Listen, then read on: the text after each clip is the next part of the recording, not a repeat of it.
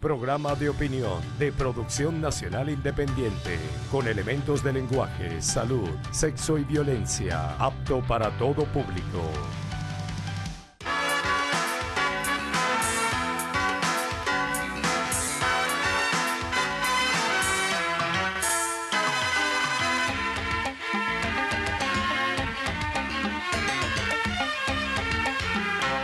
Amigas y amigos, con motivo de la divergencia surgida entre el Ministerio Público y el Tribunal Supremo de Justicia por recientes decisiones de este último, la democracia y el Estado de Derecho venezolanos fueron sometidos a prueba. La reacción de una oposición como la venezolana, acostumbrada a asumir los temas importantes sin talante democrático y buscando siempre los atajos, se puso en evidencia una vez más por el tono que le imprimió a la actitud que adoptó ante el hecho, una discrepancia de carácter jurídico contra fondo político. Saltó en la oposición de inmediato el resorte desestabilizador. Lo mismo sucedió, como tenía que ser, con los integrantes de la Conjura Internacional contra el país. De inmediato se hicieron eco de que se había producido un golpe contra el Parlamento, que confirmaba que Venezuela estaba gobernada por una dictadura y liderizados por el inefable Luis Almagro, redoblaron la ofensiva contra el país, anunciando que ahora sí aprobarían la aplicación de la Carta Democrática Interamericana en la OEA. El aquelarre se expresó agresivamente en las redes sociales el pasado viernes 31 de marzo con el propósito de crear angustia en la población.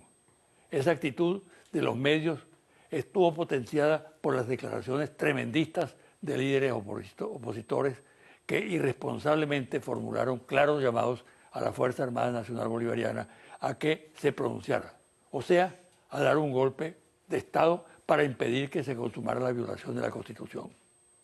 Más allá de las opiniones personales que se han emitido, todas muy respetables, lo cierto es que en ningún momento hubo un golpe contra la Asamblea Nacional.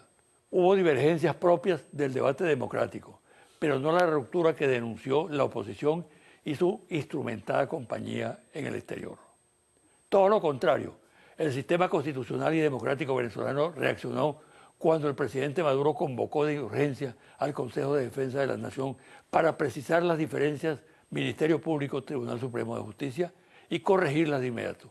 En otras palabras, que la situación se resolvió a través de los canales que consagra la Carta Magna, quedando demostrado con este episodio que en Venezuela funcionan las instituciones, que los poderes públicos gozan de autonomía y que cualquier situación anómala que se plantee se corrige a través de los órganos competentes.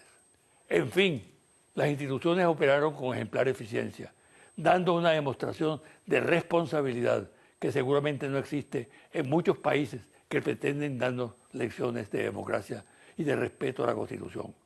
También la reacción del pueblo fue ejemplar, actuó con serenidad y no se dejó manipular por las redes ni por el tono incendiario de los líderes opositores. Por si había dudas al respecto, lo demostró cuando no atendió una marcha el 1 de abril en el este de la ciudad. Apenas un raleado millar de personas atendió el llamado en esa oportunidad. Está comprobado que la violencia no tiene poder de convocatoria, que la alternativa es la paz y que la vía para alcanzarla es el diálogo. Pausa y al regreso converso con el sacerdote jesuita, doctor en teología y párroco de la iglesia de San Francisco de Caracas, Numa Molina.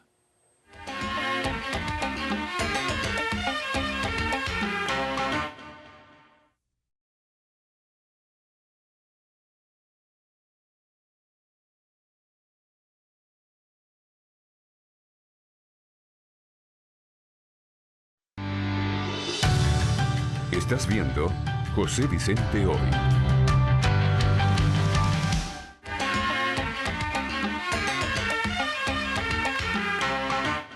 El invitado hoy es el sacerdote jesuita Numa Molina. Él es doctor en teología y párroco de la iglesia San Francisco de Caracas. Bienvenido, amigo. Gracias, José Vicente.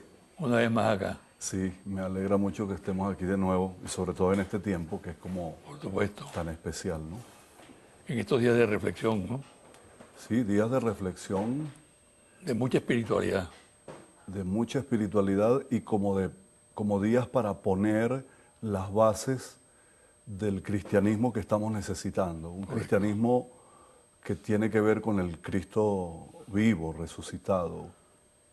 Una pregunta, padre.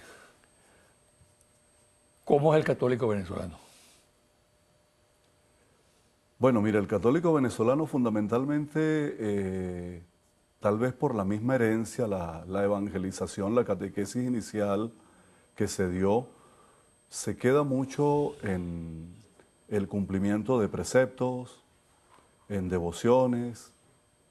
De algún modo, el católico que tiene que ser cristiano, que está llamado a ser cristiano, porque no basta ser católico.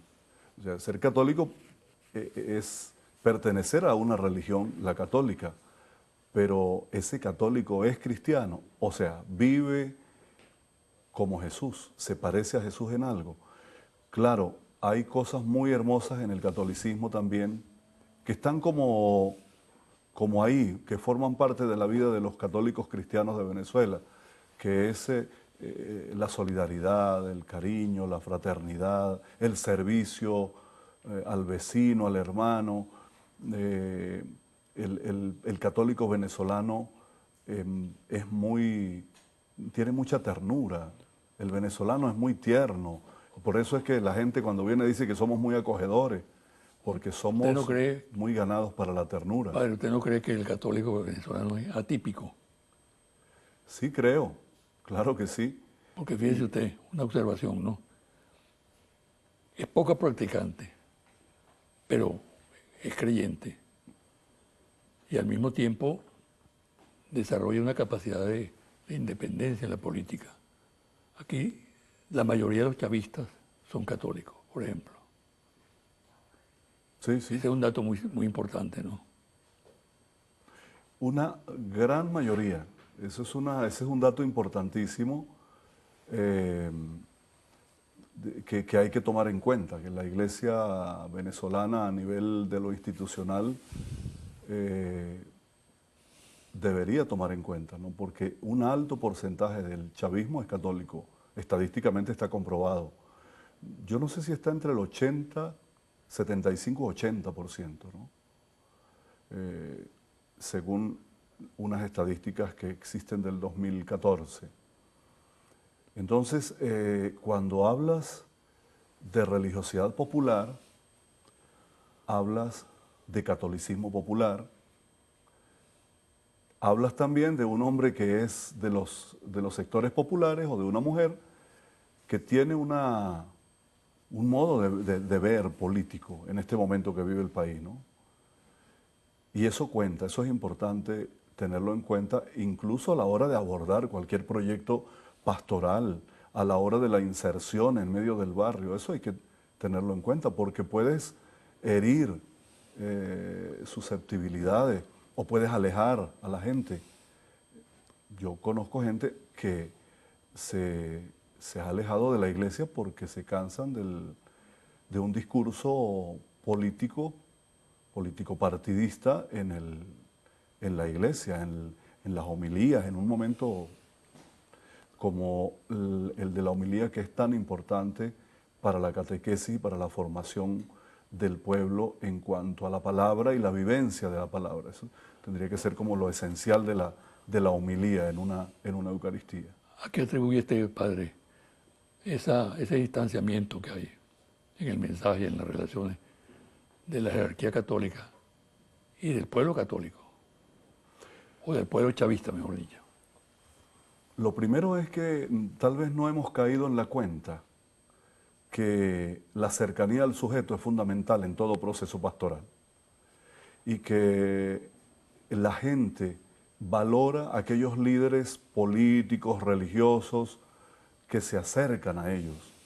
Cualquier personaje con influencia pública, diríamos, cualquier personaje público, que tenga como elemento fundamental de su trabajo el acercarse a la gente, y no solo acercarse por aparentar, como por hacer un poco de teatro, diría yo, no.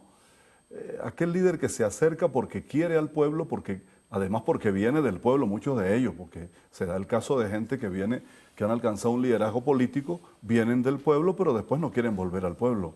Vienen del barrio, pero no vuelven al barrio. Son de origen del barrio, pero ya no son del barrio, ¿no? La gente eso lo valora muchísimo. Y cuando te alejas de ellos, cuando pretendes desde una oficina, desde un curul, desde cualquier espacio de escritorio, llegarle a la gente, no, mira, no basta, no basta el Twitter, no bastan las páginas web, no bastan los correos electrónicos, ni los mensajes de texto. Hay que llegarle al pueblo, hay que estar con ellos. Por eso el Papa Francisco está desde hace rato insistiendo en lo de la iglesia en salida, que no es otra cosa sino que yo me ponga en camino, como dijo Jesús a los discípulos el día de la resurrección, en aquellos días después de la resurrección. Vayan a todos los lugares, vayan por todo el mundo, vayan a todas las aldeas, a todos los sitios, vayan, nos mandó a caminar. Es decir, el misionero es un inquieto, una inquieta. El misionero es alguien que no se queda tranquilo, que está siempre en camino como Jesús.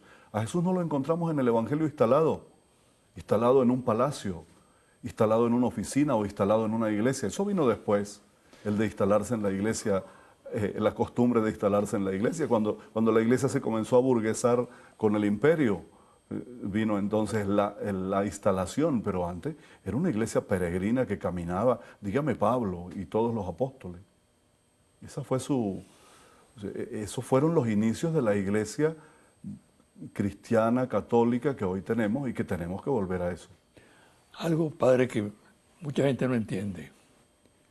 El diálogo es fundamental, ¿no? En las sociedades, en los países. En la familia. En la familia, ¿no? Es determinante, ¿no? El diálogo es el hombre, el ser humano, ¿no? Pero resulta que la jerarquía de la iglesia, la conferencia episcopal, tiene actitudes completamente contrarias al diálogo en Venezuela, llegando incluso a discrepar de la actitud extraordinaria del Papa Francisco, que es un predicador permanente del diálogo, y del diálogo asumido por muchos países que piden diálogo en Venezuela. Y aquí en Venezuela, por ejemplo, más del 80% en las encuestas aparece pronunciándose a favor del diálogo. Pero resulta que la Iglesia Católica, que debería ser la institución más dialogante, rechaza el diálogo, se retrae. ¿Qué efecto puede tener eso? Primero que nada, yo creo que el católico venezolano de algún modo se siente no identificado con esa postura de la jerarquía, de sus pastores. Pues yo quisiera... ¿Pero por qué esa postura? Es una postura, primero no es nada nuevo.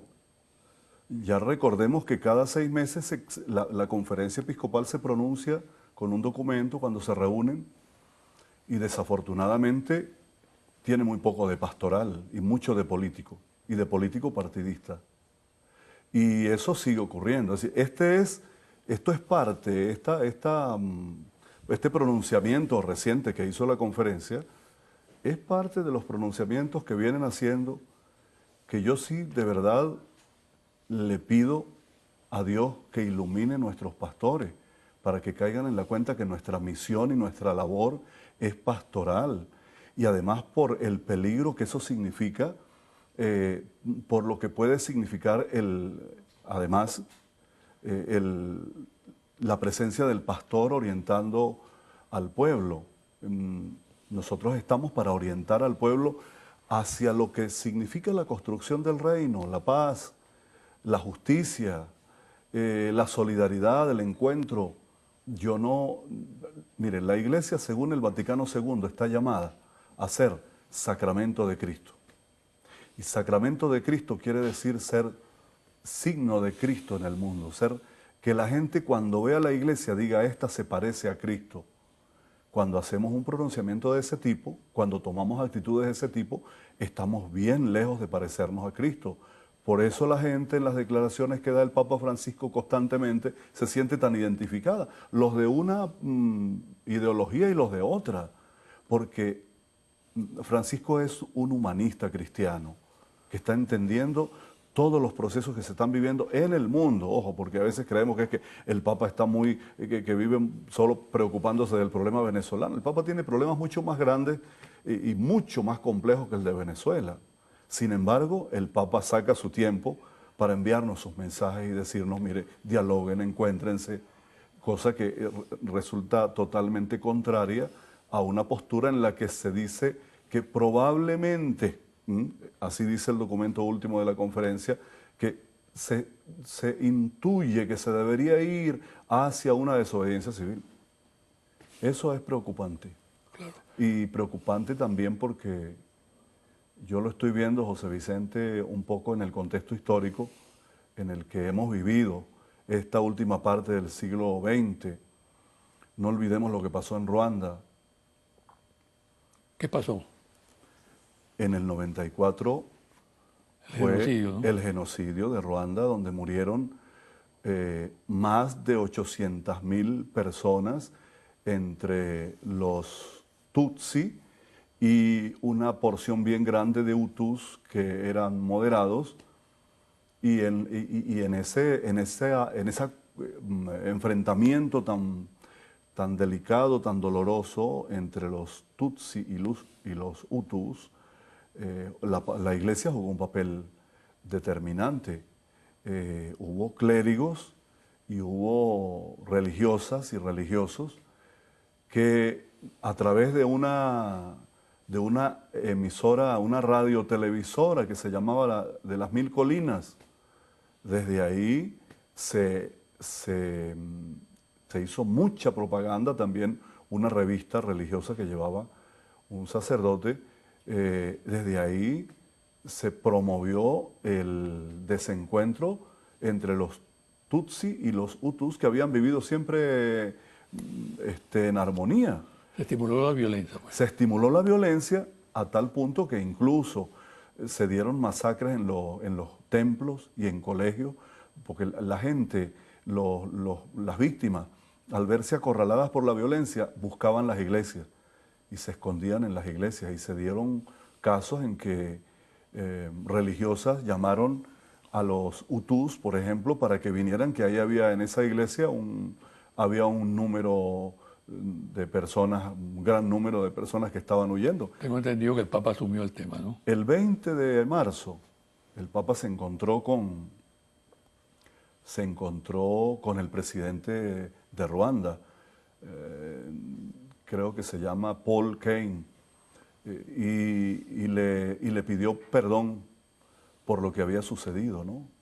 Tengo, por cierto, algún texto interesante del que escribieron los mismos obispos de Ruanda, donde dice: pedimos perdón por todos los males que cometió la Iglesia, nos disculpamos en nombre de todos los cristianos por todos los errores que hemos cometido.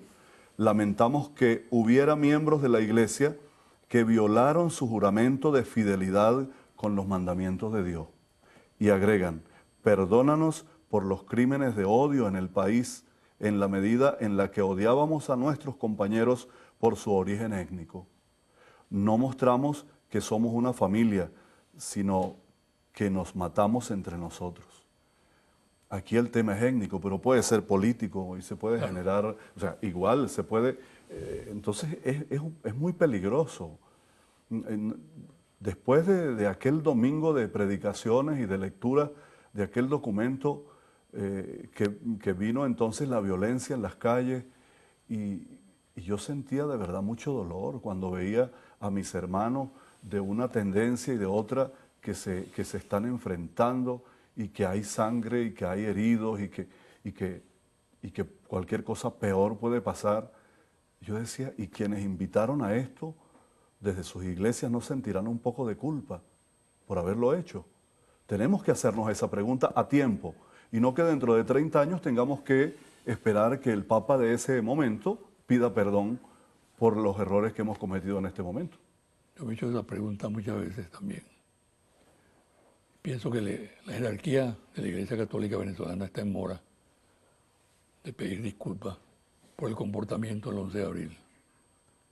Cómo se comprometió la alta jerarquía con ese movimiento golpista. Hace poquito,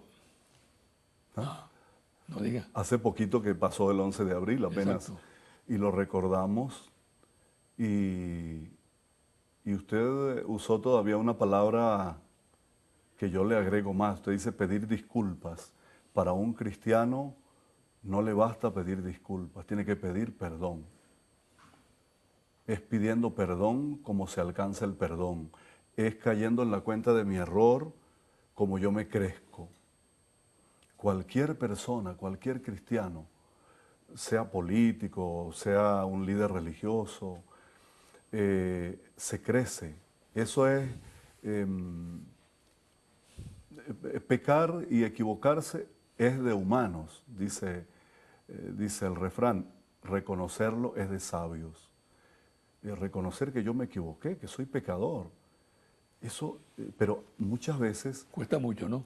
sí, cuesta muchísimo porque los cargos y los puestos y las jerarquías, bien sean jerarquías eclesiásticas o militares o políticas, nos van como llenando de un ego y creemos que entonces ahora somos perfectos y que los que tienen errores son los otros. Y resulta que entre más grande sea un hombre o una mujer en espíritu, más tendría que estar abierto a pedir perdón y a reconocer cuando nos equivocamos, ¿no? Claro. A pedir, porque eso lo hace grande y eso es lo que le va a permitir hacerse hermano del otro y entender al otro desde su realidad, desde lo que es. El perdón es necesario, es fundamental. Además, baja en el ser humano esas actitudes, esas conductas en las que de momento puedes estar lleno de un odio que te hace mal, que por dentro te está carcomiendo. Y si lo tratamos de echar afuera por medio del perdón, estoy segurísimo que vas a quedar liberado. Qué cosa tan hermosa es poderse dar un abrazo con el otro y saber que somos amigos desde las diferencias, porque aquí Correcto. nadie es igual.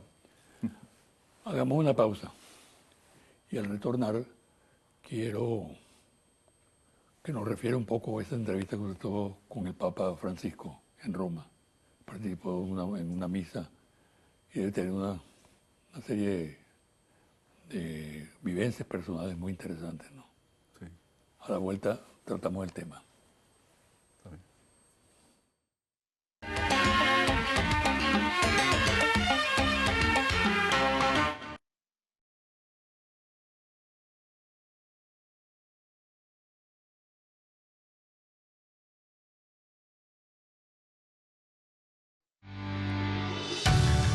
Estás viendo José Vicente Hoy.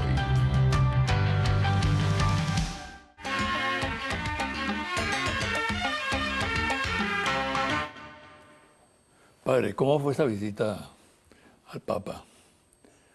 Se conoció la noticia en términos generales, pero claro, no hay detalles, no hay mayor información. Sí. Bueno, la visita al Santo Padre pues tiene también sus antecedentes, ¿no? Sabemos que ahorita el superior general de la Compañía de Jesús es Arturo Sosa, es un jesuita venezolano. Pero antes de eso, pues yo había tenido oportunidad de encontrarme con el Santo Padre en visita privada en el 2013, ¿no?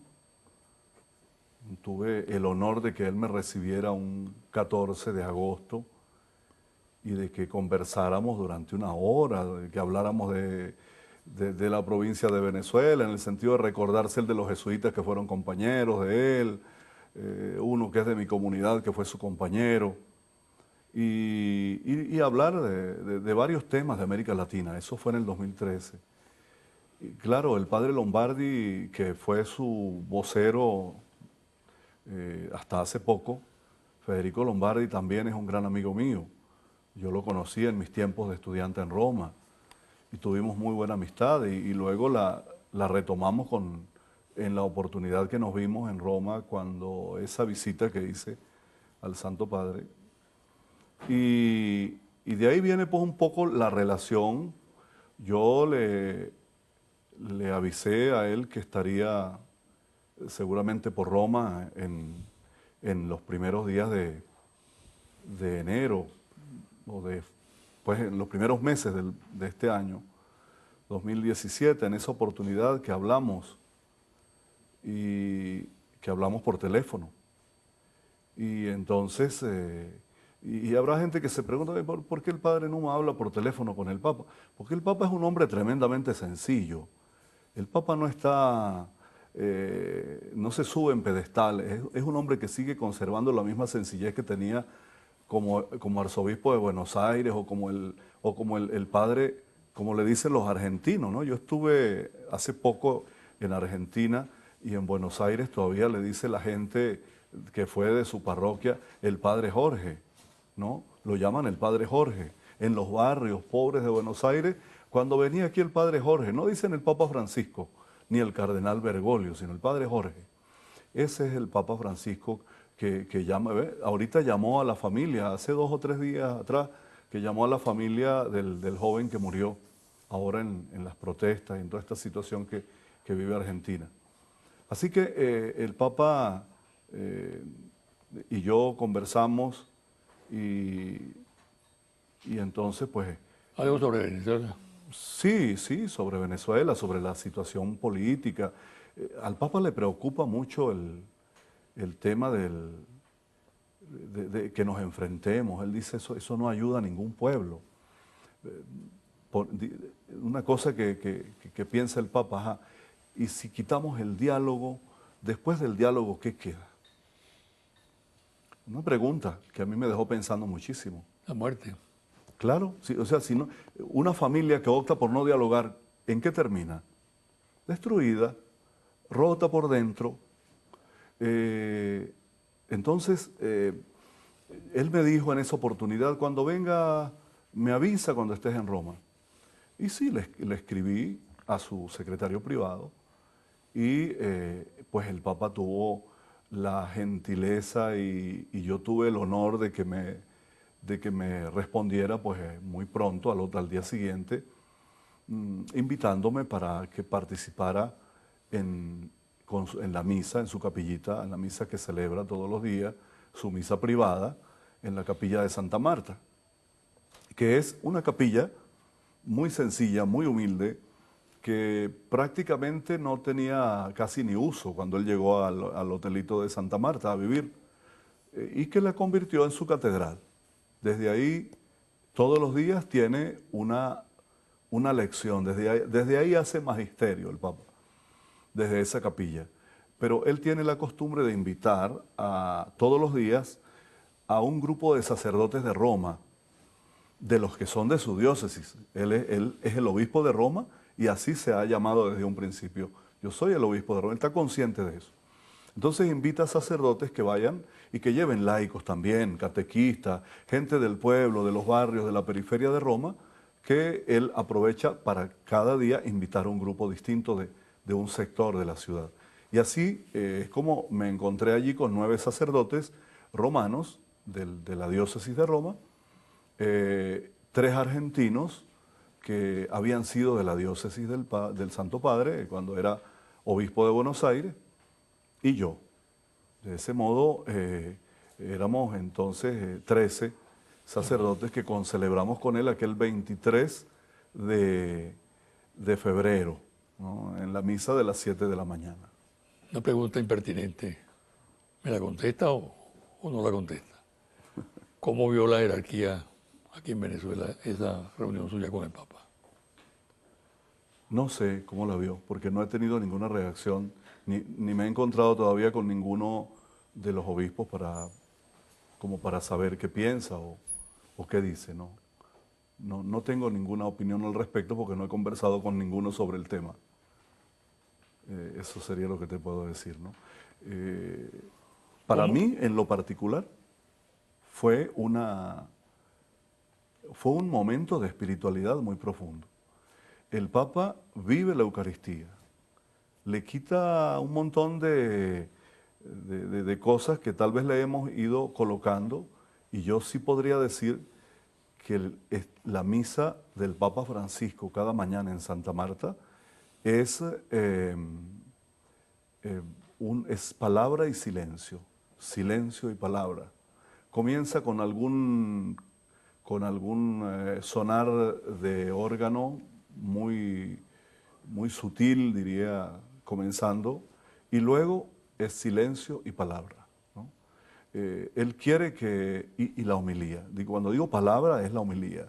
Y es la palabra de Dios, por supuesto, ¿no? Pero después la homilía, que no es otra cosa sino el regalo que él hace de lo que ha sido su meditación, su oración, su encuentro con Jesús cada mañana. Porque él ora desde el día antes del Evangelio. Por eso la palabra meditada del Papa tiene un peso tremendo, ¿no? Volvamos a lo cotidiano aquí en Venezuela. ¿Es posible una reformulación de la relación Iglesia Católica, jerarquía de la Iglesia, con el gobierno y con el chavismo? Yo creo que todo eso es posible. ¿Y sabe por qué es posible? Porque hay un sustrato común. Y es que la mayoría de los personeros del gobierno son católicos. Y como lo decíamos ahora, un sector muy importante del chavismo es católico. Luego, lo que hay es que encontrar lo que nos une, no lo que nos divide. Ya los obispos pueden pensar ideológicamente distinto al gobierno y el gobierno distinto a los obispos. Lo importante es que hay algo que es como un interés común y es el pueblo de Dios, la iglesia, pueblo de Dios. Pero padre, si existe una piedra de tranca, que es que la jerarquía no quiere el diálogo, lo repite sistemáticamente, al extremo de llegar a discrepar de la posición del Papa. ¿Cómo avanzar si el único mecanismo es el diálogo? Se puede seguir dialogando, indistintamente de que la jerarquía... Sin un interlocutor. No, yo digo, el gobierno puede dialogar con la oposición si la jerarquía no quiere dialogar, eso ya es una decisión de ellos.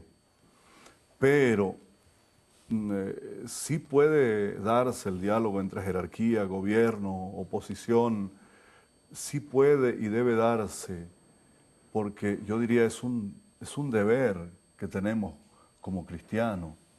Además, es un testimonio que tenemos que darle al pueblo. ¿Cómo le vamos a hablar al pueblo de fraternidad, de lucha en común por los problemas comunes que tiene el país?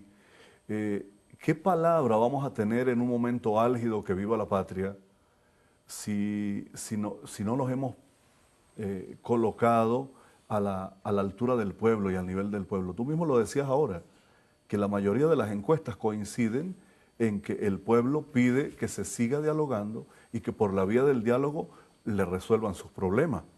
Porque en definitiva, no sé si viste alguna de las últimas encuestas, creo que fue de la de Interlace, donde la gente ya está pidiendo que el gobierno dialogue con los empresarios. Correcto. Hay más interés en que dialogue con los empresarios a que dialogue con los políticos, porque el pueblo cree que los empresarios le van a resolver su problema de abastecimiento. El pueblo es práctico, no se enfrasca en elucubraciones teóricas y sobre todo en temas ideológicos y todo lo demás. El pueblo sí tiene su ideología, su modo de pensar, pero el pueblo quiere que le resuelvan eso que es lo del día a día que él necesita. Entonces, yo creo que si la jerarquía de la iglesia y si todos nosotros como católicos, como pastores, porque yo también tengo una responsabilidad pastoral con mis feligreses, si estamos dispuestos, hay que limar aspereza, hay que dejar a un lado las arrogancias, hay que pedir la gracia de la humildad, ser humildes, para reconocer que nos hemos equivocado y aquí estoy para conversar y para construir. Tener la humildad del hijo pródigo, eso es fundamental. Ahora, padre, yo estoy convencido, totalmente convencido, lo he dicho muchas veces y quiero repetirlo frente a una persona como usted, que merece tanto respeto y reconocimiento. Estoy convencido de que si no hay diálogo, va a haber una tragedia en este país. Los sucesos de estos días lo confirman. Creo que sectores de la oposición no quieren el diálogo porque si se entroniza el diálogo, si se recurre al diálogo y empieza a marchar el diálogo, se acaba la posibilidad de derrocar al gobierno, que es una obsesión que tienen algunos sectores en Venezuela. Planteado en esos términos la situación, la conclusión es dramática. Muchos subestiman el diálogo. Lo consideran como algo baladí, que no tiene sentido. Pero los que creemos en la paz, los que creemos en los valores del ser humano, tenemos que afirmar nuestra convicción a favor del diálogo. Entonces, la negativa de un sector del país a lo más elemental, que es sentarse en torno a una mesa y poner allí los problemas para discutirlos, negarse a eso tan elemental, tan sencillo, es algo que da escalofrío. Puede ser muy grave. Yo creo que usted no está exagerando en nada. Por eso me preocupó muchísimo y me sigue preocupando cuando cualquier sector de la población nacional en este momento, en lugar de contribuir al diálogo, lo torpedea, lo bombardea, porque eso nos va a hacer mucho daño a todos. Si eso no se da, además, mira, yo pienso una cosa, José Vicente, si estos sectores de la oposición, porque son sectores, son grupos, no es toda la oposición. Yo conozco gente muy sensata que no está apostando para nada a la violencia y que quiere que aquí se viva en paz. Y que además es lo que más conviene a todos, ¿no? Eso conviene a la empresa, eso conviene para los negocios, eso conviene para todos. A los trabajadores. Para los trabajadores. Claro. Y eso conviene para los políticos. Imagínate lo que ganaría la oposición adoptando una posición sensata, de diálogo, de encuentro, sin ceder a sus posiciones, ¿no? Pero dialogando y con esa entereza, con esa seriedad, acercándose a los sectores para conversar. Ganaría muchísimo, ganaría en credibilidad, ganaría pueblo, porque el pueblo está pidiendo eso. En cambio, optar por lo contrario, por no dialogar, eso afecta mucho a la gente y la gente no quiere eso. Se lo digo y se lo digo a los que me están viendo en este momento, porque lo siento, porque lo percibo en la población, tanto en la población sencilla, en nuestros sectores populares, como también en la clase media. No quieren, no queremos eso, porque sabemos a dónde nos puede llevar. Ya mencionábamos algunos casos. Claro. Padre, cierra usted este programa, pues. ¿Tiene alguna cita bíblica? Bueno, yo lo que puedo decirles a los venezolanos y a las venezolanas en este día de resurrección es que el milagro más bello que podría ocurrirnos ahora en Pascua es que nos sentemos a dialogar, que nos demos la mano, que comencemos a apostar todas y todos por la patria, por esta que es de todos, ¿no? Por esta Venezuela que nos pertenece a todos, que la amamos profundamente, y ese sería un modo de decir que la amamos. Recuerden que Jesús fue a traernos vida, y por eso nosotros los cristianos estamos siempre animados por un espíritu de vida, no de muerte. Cuando a Jesús le preguntaron que para qué había venido, estaba hablando él justamente de los pastores, de los buenos y de los malos pastores. Pero solamente voy a tomar el versículo 10 de Juan, ¿no? El capítulo 10, versículo 10 de Juan. Lo voy a leer textualmente porque creo que cerramos muy bien este programa con este versículo. El ladrón no viene más que a robar, matar y destrozar. 3 verbos terribles, ¿no? El ladrón no viene más que a robar, matar y destrozar. Luego agrega Jesús, yo vine para que tengan vida y la tengan en abundancia. Ese es el proyecto de Dios con nosotros, que seamos felices, que tengamos vida en abundancia. Y vida en abundancia es que tú y yo nos podamos sentar a conversar siendo distintos, pensando distintos, teniendo posiciones políticas distintas, que nos podamos tomar un café juntos y que podamos trabajar juntos por Venezuela. Vida en abundancia es que entre todos nos demos cuenta que hemos optado por el país, por los intereses nacionales, sin andarnos preguntando si este es de derecha o de izquierda, sino que por encima de todo hay un objetivo común, que es la felicidad del pueblo venezolano. Muchas gracias, Padre. Écheme la bendición. Que Dios te bendiga, José Vicente, y que siga bendiciendo a todo este equipo que te ayuda, que te acompaña ya desde hace rato y que lo hacen también. Muchas gracias. A todas y a todos los que nos siguen, también la bendición. Una pausa y al regresar, los confidenciales. Gracias, Padre.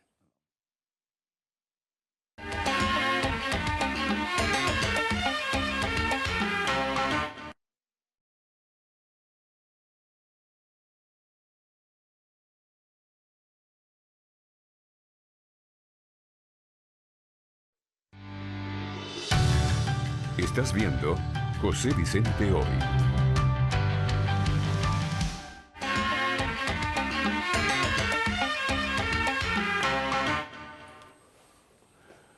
Y ahora los confidenciales. En el Hotel Marriott de República Dominicana se vienen realizando reuniones con cierta periodicidad de personajes opuestos al gobierno venezolano. Se señala que en las reuniones se analizan planes para estimular la desestabilización en el país. Se menciona a un general retirado que se reúne con funcionarios de la CIA, un personaje de la televisión retirado y varios oficiales activos. Actualmente el grupo redacta un manifiesto con los argumentos básicos que justificarían un golpe de Estado en el país. Más de 20 expresidentes y jefes de Estado se dirigieron a la OEA pidiendo la aplicación de la Carta Democrática a Venezuela, lo cual le ha permitido al inefable Almagro maniobrar ese conjunto mafioso de figuras públicas. Confirma esto, una vez más, la conjura que hay contra Venezuela. Revela igualmente desesperación porque no logran cumplir con el encargo del gobierno norteamericano de liquidar el problema venezolano, provocando la caída de Nicolás Maduro, que es el objetivo central mediante la aplicación de la Carta Democrática. Por el contrario, cada día se hace más difícil la aplicación del referido instrumento al país porque los que auspician la medida no cuentan con los votos necesarios y el transcurso del tiempo agudiza contradicciones, al mismo tiempo indica las debilidades orgánicas de la oposición en Venezuela. También cabe señalar que la participación de personajes inmorales que presionan la adopción de la medida entre los expresidentes y jefes de Estado causa malestar, ya que hay lobistas consumados como Felipe González y el costarricense Oscar Arias, guerreristas como Aznar, choros como Alan García, acusado de recibir comisiones de Odebrecht, al igual que Juan Manuel Santos y el propio presidente peruano. Personajes todos acusados de peculado cuando ejercieron funciones públicas y otros tantos delitos. Los integrantes de la lista no soportan la prueba de un detector de mentiras. La oposición, lógicamente, no acepta su debilidad, así como la pérdida del poder de convocatoria. Esto quedó una vez más demostrado el sábado 1 de abril con motivo de la manifestación que la MUC convocó para protestar contra las decisiones del Tribunal Supremo de Justicia. El testimonio de la reportera del Nacional que cubrió el evento, Maru Morales, lo confirma de la siguiente manera, comillas, a las 11:24 de la mañana de ayer, sábado 1 de abril, se inició la marcha de la Asamblea Ciudadana convocada por la MUD en conjunto con la directiva del Parlamento. 1 millar de personas respondió al llamado realizado la víspera, cierra comillas. 1000 personas movilizadas para protestar por un hecho que la dirección de la oposición consideraba muy grave. Es nada. 1 millar de personas. Se le agotó el poder de calle a la oposición. Cada vez que convoca, asisten menos personas. En la segunda marcha convocada por la oposición el pasado martes 4, la precariedad de la asistencia fue evidente. Grupos armados de la oposición con palos, piedras y botellas arremetieron contra la fuerza pública con la intención de generar noticias. ya que si no hay asistencia masiva, lo que importa son las fotos de violencia que aparezcan en los medios de comunicación internacionales. Cada día que pasa aumentan las diferencias de la jerarquía de la Iglesia Católica venezolana con el Papa Francisco. Mientras su santidad insiste en cuanto a oportunidad tiene en recomendar el diálogo a los venezolanos y condenar la violencia, los voceros de la Conferencia Episcopal se empeñan en rechazar el diálogo y en catalogar al gobierno venezolano como una dictadura. Los dos cardenales, tanto Urosa como Porras, persisten en sus llamados a desconocer el régimen constitucional imperante en el país y a secundar los planteamientos de la oposición. Me informan del estado Táchira que desde la villa del Rosario de Cúcuta pasan permanentemente camiones pequeños con mercancía de contrabando por las trochas y llegan a San Antonio, a la hacienda La Guadalupe. Luego pasan la mercancía a camiones grandes vía San Cristóbal, que son custodiados por efectivos de la Guardia Nacional. La situación debe ser investigada exhaustivamente por los organismos competentes. ¿Realmente está analizando Lorenzo Mendoza la posibilidad de lanzar su candidatura presidencial? La conjetura circula cada vez con más intensidad en los medios políticos, pero hasta ahora el empresario no suelta prenda. La encuestadora International Consulting Service, ICS, en su última entrega trae el siguiente resultado de las preferencias de los consultados sobre los partidos políticos. PSUV, 34,1%. MUD, 10%. Primero Justicia, 5%. Acción Democrática, 3,5%. COPEI, 2,5%. Voluntad Popular, 2%. Y una síntesis en base a datos provenientes de varias encuestas con este resultado. Independientes, 40,2%. Polo Patriótico, 36,5%. Mesa de la Unidad Democrática, 23,3%. Confidencial al cierre. Monitor País, Interlaces. Confidencial Reporte Ejecutivo. Ficha técnica, 1.580 entrevistas directas en hogares en todo el país, del 15 al 29 de marzo de 2017. Resultados. ¿Cuáles son las expectativas económicas de los venezolanos? ¿Usted diría que su futuro económico, personal y familiar va a depender más de lo que haga el gobierno nacional? ¿O diría que depende más de su propio esfuerzo personal? De lo que haga el gobierno, 31%. De su esfuerzo personal, 67%. No sabe, no contesta, 2%. ¿Y usted confía o no confía que un gobierno de oposición pudiese resolver los actuales problemas económicos del país? No confía, 61%. Sí confía, 36%. No sabe, no contesta, 3%. ¿Qué preferiría usted? ¿Que el gobierno del presidente Maduro tome medidas efectivas y resuelva, aunque sea en parte, los problemas económicos del país? ¿O prefiere que venga un gobierno de oposición? Que Maduro resuelva, 55%. Que venga la oposición, 42%. No sabe, no contesta, 3%. Hasta aquí el programa de hoy. Me despido hasta el próximo domingo a las 9 de la mañana por este su canal Televen.